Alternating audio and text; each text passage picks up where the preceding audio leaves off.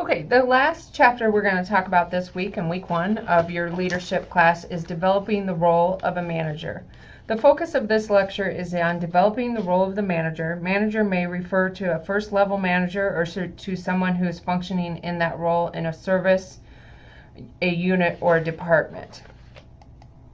And so just like leadership, there is management theory. There's a scientific management that was introduced by Frederick Taylor, who's based on the idea that one best way exists to accomplish a task. Production of work equals financial reward, and participative management equals involvement.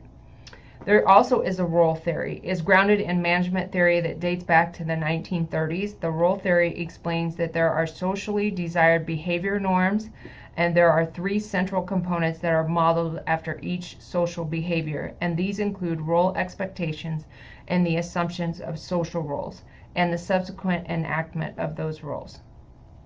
Maslow's hierarchy of needs reflects the needs of human beings that must be satisfied at the most basic level, such as your physiological and your safety needs, before reaching the higher levels of love and self-esteem in order to achieve self-actualization. The path and goal theory focused on the environment, clarifying the relationship between the pathway employees take and the outcome or goal they wish to attain. More recently, many managers are using the quantum theory because it addresses unstable, unpredictable environments as are often seen in healthcare systems. The chaos and complexity of quantum theory leadership qualities for nurse leaders include self-awareness, vision, empathy, being a team player, knowing the greatest outcome is achieved from the sum of the smallest active parts. It has an analytical approach, views problems as opportunity, and most importantly, does not micromanage, and it remains flexible. So I think out of all of these, I would pick the quantum theory if I was going to be a manager. So what is the role and function of management? The management role should focus on the person, allowing the person to develop strengths and abilities that lead to excellence. The manager should help the person develop realistic goals and foster an environment that promotes goal attainment. Drucker's 7 foundational management concepts. Peter Drucker, who is considered the founder of modern management and is considered by some to be the greatest thinker about management, describes 7 foundational concepts of management today. A manager must not only be able to work within these concepts, but must also be able to rise to new demands in order to excel. For example, the manager must not just manage personnel, but lead people and view them as resources in accomplishing today's work. Another example of a role of the manager is the understanding and leveraging the work of people as knowledgeable workers who use concept, theory, and thoughts rather than merely relying on everyday skill to complete a task. So I'll let you read through these, but that kind of brought it to life for you. The 5 operational roles of a leader is establishing goals with a person allows a manager to analyze needed activities, determine the decisions to be made, divide the tasks so that they can be managed, and the manager creates a team to foster teamwork. The manager also communicates performance results to the worker. This is done with the goal of improving work processes and, more importantly, developing self and the team to do their best possible work.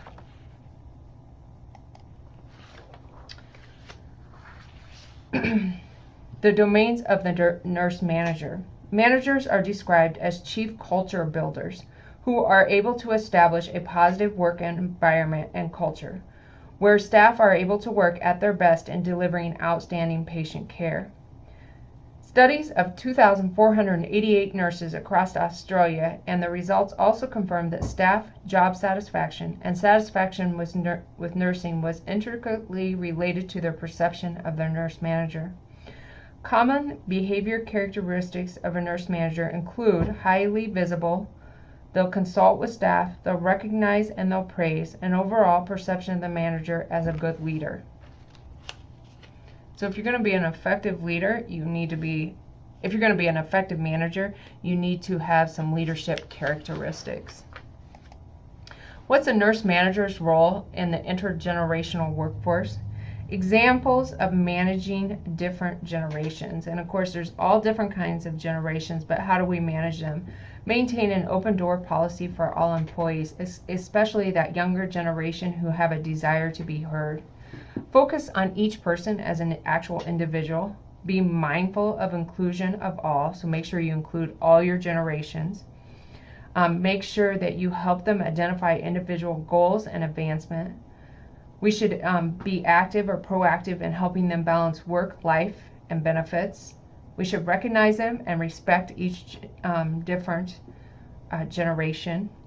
We need to provide opportunities for growth and development, as well as providing motivational opportunities for all generational groups. And just an important fact is that all of these groups desire a communicative manager who works well with people. So the organizational culture and work environment. The nurse manager should astutely evaluate the work culture and how it can support the workers, taking into account the mission of the unit or the vision of the unit. What is the organizational culture of your institution? Is it conducive to worker satisfaction?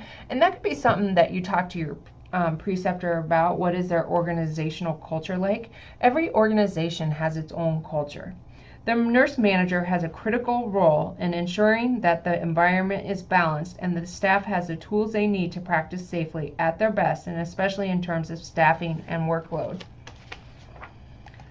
So managing in healthcare settings, it remains a challenge, and we need courage. Management in healthcare settings is a huge challenge for nurse managers. Why? Because every present changes must be addressed, especially in the light of various aspects of workplaces such as regulatory requirements like HIPAA, changing social norms like workplace violence, management of shrinking resources, and the need to adapt to technological changes that affect nursing practice. Developing courage has never been more needed in healthcare than today. Having courage and the ability to own one's opinion and to stand up when it is more popular not to is a hallmark of great leadership and a trait of a quantum leader. And so I just encourage you, as you get done listening to all the PowerPoints today, or whenever you do this week, I lectured on 3 of them, and the one I just posted for you to look at for resources. But make sure in your mind, can I differentiate what a manager is versus what a leader is? And do I know the characteristics of each? And then we'll further push that in your paper that you're going to write about leadership theories and our discussion posts. So I look forward to interacting with you this week, and I hope that each and every one of you have a good week. Thanks.